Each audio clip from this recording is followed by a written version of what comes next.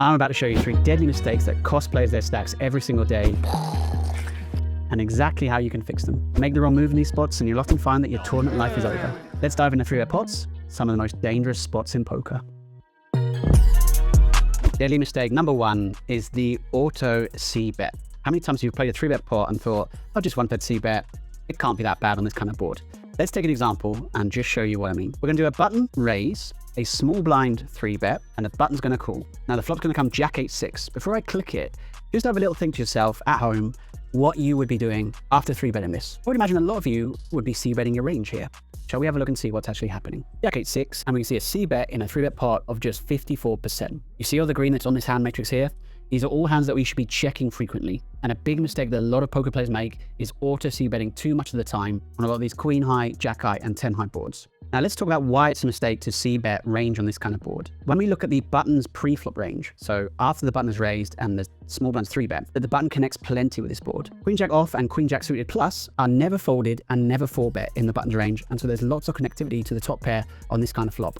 On top of this, kings and aces are actually flattered here from the button, which is something to consider when you think about that range advantage. Sometimes in certain situations, it's very easy to assume that as the 3-better, you're going to have a massive range advantage on certain board, and this Jack 8-6 is a demonstration of a flop where it isn't the case. What I've done here is I've set up the lucid drills to demonstrate the over C-betting that sometimes happens. In this case, we're going to have aces every single time, and our goal is to check on jack high boards. How long until we make an EV error by checking aces every single time? In theory, that's the question, because I think most of these boards are going to be C-bet much more frequently by yourself and probably by your population. So let's have a look. Let's check this Jack 10-4. We see no EV error, should be checked at some decent frequency. Jack 5-4, I would expect most people just go ahead and range bet this. You can see checking aces a big amount there. Jack 9-7, again, it's going to be checked at a decent frequency. So far, we've checked every time. We've yet to make a mistake. Jack 5-3, yet to make a mistake. Let's just keep going, and I'm just going to keep running through until we find a mistake.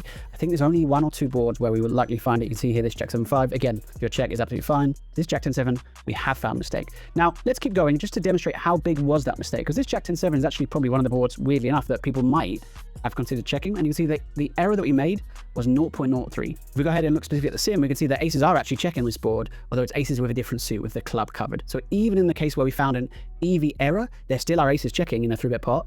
It's just in our case, it was a different sort of aces. I hope what this demonstrates is it shows there is a lot of checking happening in 3-bet pots, especially on these jack high boards, 10 high boards, queen high boards, 9 high boards. And I think this is a big difference to how a lot of people play. This will be a trap that you can fall into when you over C-bet these boards, because I think it will be costly in terms of not only moving you further away from equilibrium play, making your game more exploitable for people who take advantage of you, but also against typical population tendencies, which we're going to cover next. You're typically playing into their hands in terms of how they play the 3-bet pots. Let's check a little bit more on some of these 3-bet pots, even on some innocuous looking flops, and let's move on to deadly mistake number 2. Deadly mistake number 2, playing too fit or fold when you are the caller of the 3-bet. Let's stay on this Jack 8-6 as an example. Now, we already talked about how we expect a lot of the population to over C-bet this situation. And let's put in a C-bet. Let's put in the 4.9 and let's have a look. How much of the button's range is folding here versus a C-bet? The answer is not a lot at all. 87% of the range should continue from the button. When you have a hand like King 10 off, this is a marginal defend. Many people would never even dream of defending this kind of hand, but that would be an overfold relative to equilibrium poker. Hands like Ace 9 off, hands like Ace 7 suited, anything with backdoors, but even some hands which without backdoors, such as Ace 9 of clubs, are frequently defended in this situation. Even some of the absolute bottom end of our range, the 5-3 of clubs, for example, which is one of the worst hands we could have, is raised pure in this situation.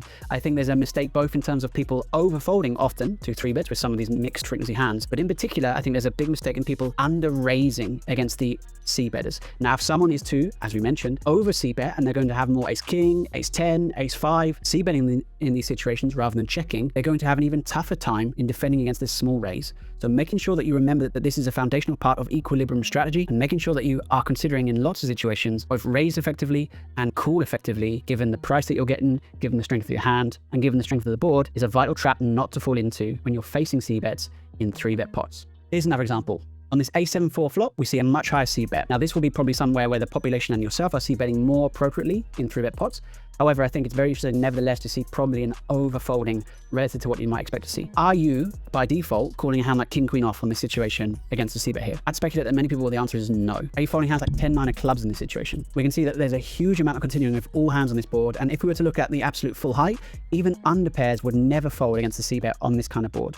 Having a hand like pocket 3s or pocket 2s, whilst very rare to have them, would still nevertheless be a continue. Now, it's one specific situation where it's vital to disregard what you're seeing in equilibrium play. We'll cover that at the end of the third deadly trap to make sure that you're utilizing the information you see here in the right way so that it enhances the EV of your overall poker strategy rather than takes some away. Super quick message, by the way, to all the lucid dudes. That's you at home. Thank you very much for watching. If you're finding value from this, please don't hesitate to give the channel a subscribe and a like. We can really do with the support. Let's move on to that third deadly tip. Deadly mistake number 3 in 3-bet pots is going to be about turn play. Let's go back to our Jack-8-6 flop here. Let's see bet as a small blind and let's make our opponent the button call. Now let's pick a random 4 of clubs on the turn. This is a situation where I think many people start getting too fit or fold with their hands. They're too quick to always bet their value hands and too quick to sometimes give up with some of their bluff hands. If we filter for the absolute best hands and look at the over pairs and 2 pairs plus, we can see a majority action here of checking. 83% of the time on this turn, with your overpair plus, you should be checking this turn against your opponent.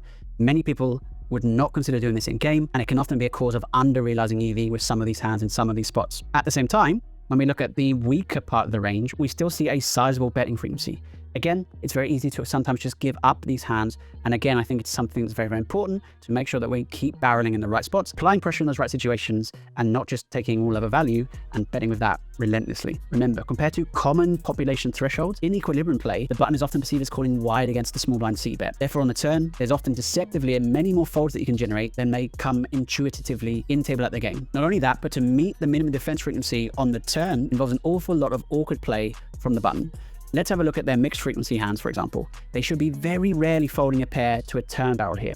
If they've got a pair of 6s, if they've got a pair of 5s, if they've got a pair of 4s, they've got a pair of 8s, they should be almost never folded, and it's very difficult for many of the population to feel super comfortable with hands that can't improve in this situation. Picture yourself in this spot. Imagine you've got 10-8. You've called the 3-bet pre, you've called the c-bet, and now you're facing a big turn barrel. Are you super comfortable with 10-8? Have you ever considered folding it? If you have ever considered folding it, it might have been the right play at the time, but it would have been the wrong play in equilibrium play. And targeting that uncomfortable nature with a lot of these hands is one of the best ways that we can apply pressure and over-realize EV with our weaker hands, but making sure also to not be too straightforward and just go ahead and bet all our value hands, because often it's going to be something that is under-realizing EV when we consider the average population's thresholds. Now, we talked about there will be one specific area where you should disregard a lot of what's just been said. Let's jump back to pre-flop and let's look at the small blind. When we look at the 3-betting range, we see a mixture of hands happening here with the value and the bluffs. You will be playing some opponents that will perhaps be under bluffing frequently. The old cliche of the old man coffee at the tables who 3-bets kings and aces and ace-king suited and nothing else.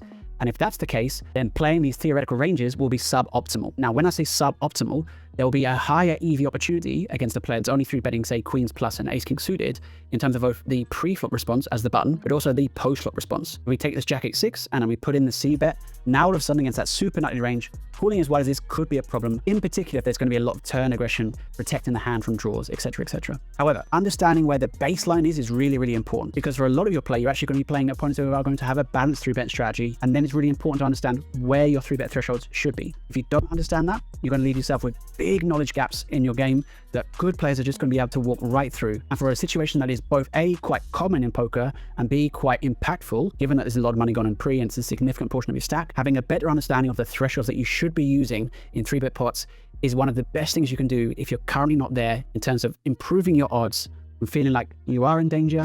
I'm in danger. If you're moving to you are the danger. I am the danger. If you enjoyed this 3-bet topic and you want to learn a bit more about it, there is a brand new Lucid Poker Cardle Quiz coming up this Saturday, developed by our Lucid Poker experts. You can have a go and learn even more of the intricacies of the 3-bet pots and never again make one of those deadly mistakes. It was an absolute pleasure to share with you, Lucid dudes, the 3 deadly mistakes that you might be making in 3-bet pots. I hope you're not making too many. And if you enjoyed that and you want to watch more, why not watch this video here on how to construct your river bluffs. Thanks very much. Just there, somewhere.